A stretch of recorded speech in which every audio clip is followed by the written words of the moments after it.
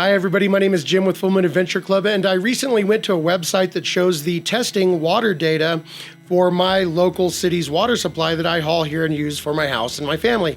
And what I found in that testing data was pretty scary to me, so I decided to go ahead and get a water filter for my entire house to eliminate some of the scary stuff that was found in the water.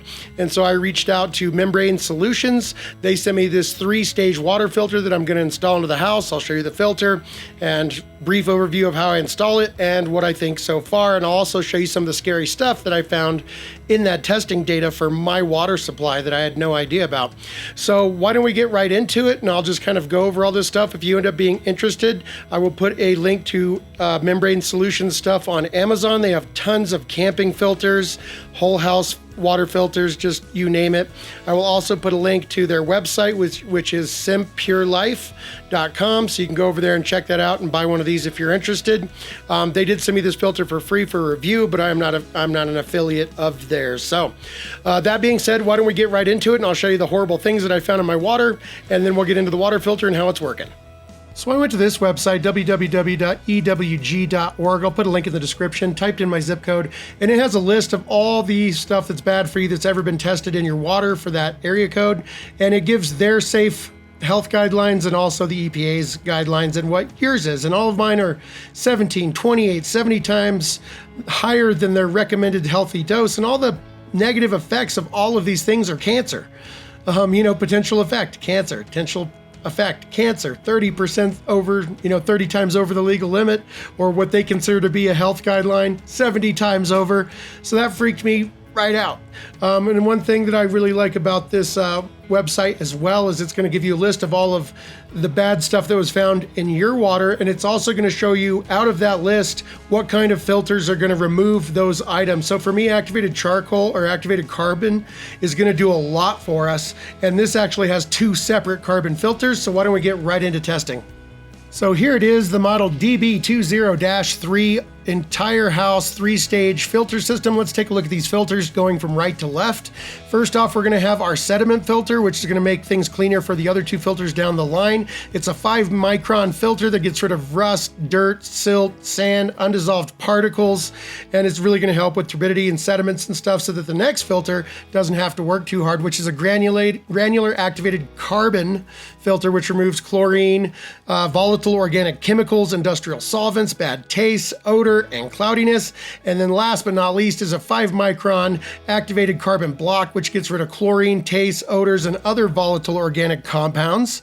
So it's going to get rid of chlorine, pharmaceuticals, turbidity, bad taste, odors, and color, and all this together is going to make some really good tasting water, which takes care of a lot of those bad things I saw when I looked up the crazy stuff that was in my water. So why don't we get right into installing this guy so we can test it out. So everything you need pretty much comes with it. You have a filter wrench, you have thread tape, mounting screws, your manual, you even have a template you can stick to the wall so you get your drill holes correctly spaced.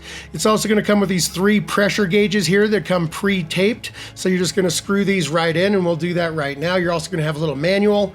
After we install the 3 pressure gauges, this unit has a 1-inch female inlet, so I'm going to need a 3/4 inch to 1 inch adapter for 3/4 inch PEX, which is what I'm going to be using on my system. You're going to need 2 of those because the inlet and the outlet are all 1-inch female. So if you're going to something else, you're going to need those proper adapters. And I'm going to get those thread taped up and put in. And here we go. Here's the unit after it's all put together. So let's go ahead and jump into the pump room here. So after I drew a nice line there for the level and everything, I went ahead and put up the clear marking template, drilled the holes, put in the mounting screws, and then mounted this guy to the wall. Now for most of you, you're probably going to turn off the city water connection to your house, and then you're going to run that directly into the inlet side of the filters, and then the out is going to go to the rest of your house. In my particular case, the water storage tank that we use for our water is what's going to be coming into the first filter, and then the last filter is going to be going out to our water pump. And that way, whenever my my pressure tank is filled up, I'm gonna have great pressure in the house, and all the water coming into my system is nice and clean. One thing I will definitely say, that after you get all these installed, don't forget to take these filters off and remove the filter and remove any plastic that's on the filter first. Make sure you do that step and put them in the same orientation as they came out. They cannot go upside down.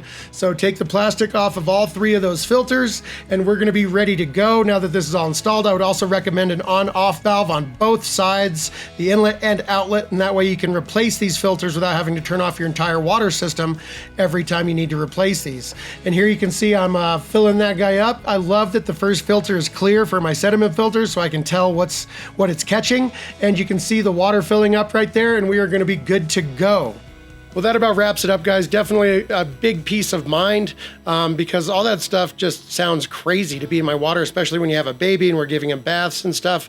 I didn't want that stuff in the water. We might have had a reverse osmosis system set up for under our sink and drinking water, but we were bathing and brushing our teeth and everything else in that city water. And so now I feel a lot better knowing that the water that goes through my entire house is as clean as it can be, and there's definitely a huge difference. Just for example, brushing my teeth was with normal city water. I could smell the chlorine, it tasted bad, and now it's just a difference of night and day. I mean, I can go to the bathroom sink in the middle of the night and fill up a glass of water to take back to bed with me, instead of having to go out and, you know, use the slow reverse osmosis filter in the kitchen, and it's just really great tasting water. So as far as I can tell, it's working great. I haven't done a test on my water, but it should be just fine, and I can definitely smell and taste the difference.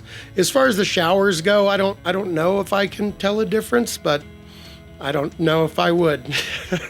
So working really well so far. Again, links in the description below for all that stuff. Hope it helps you out and lets you know if this might be something that's right for you.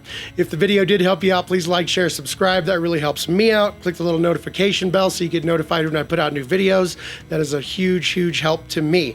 So until the next video, my name is Jim with Full Moon Adventure Club. Thanks so much for watching, you guys, and happy camping.